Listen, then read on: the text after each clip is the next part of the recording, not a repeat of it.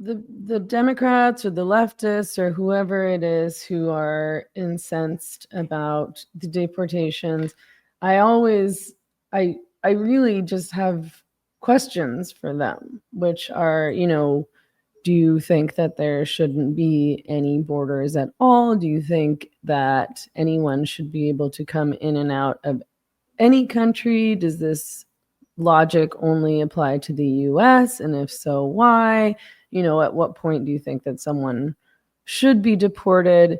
It's so strange and it's so reactive and it's so emotional. And again, similarly to what we were talking about earlier, they're so sure that they're right and good, and that anyone who, I haven't necessarily taken a particular stand on this issue, but I have asked all these questions and I've said, you can't have a borderless country. Anybody who wants to come in can't come in. And there have been really, really negative consequences to mass immigration, and there will continue to be, including, Biden's open border policy resulted in a ton of child trafficking. There's a ton of disappeared children who were trafficked across the border, minors who were trafficked into prostitution because of his open border policy. I mean, I don't know that any of these people are aware of this. And when you say things like this to them, it's like their brains just scroll past. It doesn't register. Well, we're also supporting criminal networks with billions and billions of dollars in smuggling fees. I gather that there really is pretty much no such thing as a migrant crossing the southern border who is not hooked up with the cartels. It's completely sewn up. You don't make that journey without paying your dues. And I mean, what's interesting to me about my new novel, which I'm going to have to keep myself from talking too much about it, because I have to, if nothing else, I have to maintain my appetite about it. Okay. But it's there's very little literature out there that includes a sympathetic rendering of the native-born resident whose hospitality is being demanded. And I think there are a lot of reasons for that. Some of them are that most fiction writers are left-wing, but it's also because of the nature of narrative. And I think it's been argued that all of fiction can be reduced to the quest. And refugees and migrants of all kinds that are always on a quest, and structurally that's appealing. And also it's usually perceived that the native-born people are better off, they're advantaged, and that again is fictionally unsympathetic. Whereas if you're dealing with a migrant who has very few resources, has to use his wits and be resourceful and overcome all kinds of obstacles, you can see it's natural. It's narratively natural to write sympathetically from the perspective of the immigrant, and that is in fact what has happened. Most books about immigration are sympathetic to the immigrant. Now, I wouldn't call my book completely hostile to the immigrant, but it is a novel that at least represents the other side and the experience of people who live in a country and it's being inundated with people from elsewhere. I mean, when I go back to the United States, I go back to New York, and the statistics are just staggering. And it is apparently the largest concentration of foreign-born peoples in the world. And there's a side to that that's kind of fun. It's I wouldn't deny the variety in the restaurants and everything, and people coming in from elsewhere bring different experiences with them, and there's a dynamism to that. So I would never claim that it's all negative, but it's still super weird to go back to what is ostensibly my home, and to be surrounded by foreigners. I mean, masses of foreigners, many of whom don't speak English. And I think that my views about immigrations have hardened a little bit, partly because of being an immigrant and having to jump all those hoops, and then seeing people not jump hoops, and also take advantage of my tax dollars, because as an American, I always have to pay taxes in the United States. So that and not not have a sense of home in the same way that I might have before. And that's that's challenging to make sympathetic. It is, but I at least give the other side an airing in this book. I think ideologically, it has a lot of dimension in it, and it's not a one-note voice. It's got lots of voices, but it at least represents the issue with some complexity, and that means being sympathetic with the locals as well as with the incomers. Mm-hmm. As far as I'm aware, the Democrats have actually never really taken a pro open borders stance. I mean, Obama made a lot of statements, and so has Hillary Clinton, about deporting illegal immigrants, that over and over and over again. There's clips of them saying very similar things to what Trump has said, and in some cases, even more extreme things.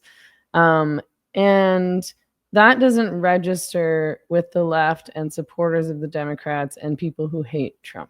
And I guess what I'm trying to figure out is why there are so many people, I think so many progressive people, who seem to me very uninterested in facts, in reality, in learning, in the truth. They have these narratives that they stick to, and they aren't really logical. And when you respond to them and say, I mentioned before, mostly what I'll say, I don't want to have big political arguments in my personal life. That's not very much fun for me. But, but I will maybe say something like, Obama deported more immigrants than Trump did, or, and that kind of information, it doesn't change the narrative. It doesn't change their desire to believe that Trump is the worst, most dangerous president that's ever existed in U.S. history, and anyone who supported him is bad and also racist and hates, Mexicans, for example, and immigrants, which I always find, particularly frustrating because I live in Mexico and I love Mexico and I love Mexicans. And the lack of interest in reality is confounding to me, and I wonder if you've come to any sort of understanding or conclusions about that. Well, I mean, it actually became a cliche to call the whole woke mindset an essentially religious set of beliefs, and it became cliche because it's true, and it just became too obvious, so it became a boring thing to say. So I'll be boring. We're dealing with faith, right? And it's a faith that has been widely reinforced on an institutional level.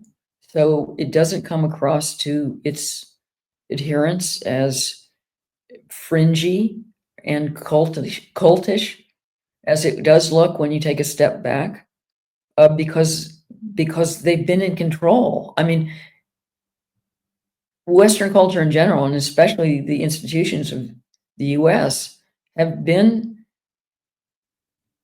controlled by a bunch of fucking lunatics for the better part of a dozen years, and probably to a large degree before that. And that just reinforces to them that they're right. But it doesn't change the fact that this is a belief system, and it's emotionally motivated. So if they do marshal the facts that you're missing, they are only in the service of what came before. The belief came before, and it's not based on facts. It has to do with a set of emotions that are strangely addictive, and they transfer on social media easily. And I don't want to be repetitive, but they're the same emotions that I've been citing. And they are all negative, but there's something exhilarating about negative emotions. Mm. They're easier to access. Joy, Kamala, is very, very hard to maintain. It's usually a fleeting sensation. Even something like exhilaration, akin to joy, usually short-lived. It's hard to keep it up, even if something really great has happened to you. I found this out when I finally had a bestseller. I was so disappointed that the thrill just didn't last very long. Right. It's like, where's my just celebrative, self-satisfied happiness, right? It was quiet. It was a brief little, oh, on the bestseller list. Well, that's it, right? And then it's back to, what are we going to have for dinner? The positive emotions are hard to access, horribly temporary, and most of the time, our version of being in a positive state is actually pretty neutral, right? You're not feeling very much in particular. It's an absence of pain. Mm. I mean, that's how I spend most of my time. I am thinking. I may be briefly annoyed by something, and then I won't stay there. But I think that's normal. I think that I'm hoping that's normal. But what the negative emotions, they do have a dark joy, especially when it comes with this absolute certainty that you are right, and that you are, that your beliefs confer superiority on you. The left is very competitive with each other as well as with the enemy. And you can get high on this stuff. It is like shooting up a drug, and you can whip each other into a frenzy. You can all be mutually resentful and filled with fury and loathing, and I don't know. It's easy. It's crack. It's easy. It's cheap. And that's what we have been living through. It's kind of exhausting. I'm so relieved not to have succumbed. I don't think I ever was in danger. I mean, we come back to my most recent book, Mania. It's all about the social hysteria, which is what we've been living through time after time, ever since, I would say, about 2012 in particular, which is when the trans thing first reared its ugly head. Mhm. And I'm very disturbed by the susceptibility of human beings, and this is not necessarily a left right thing. Human beings, their ability to get caught up in,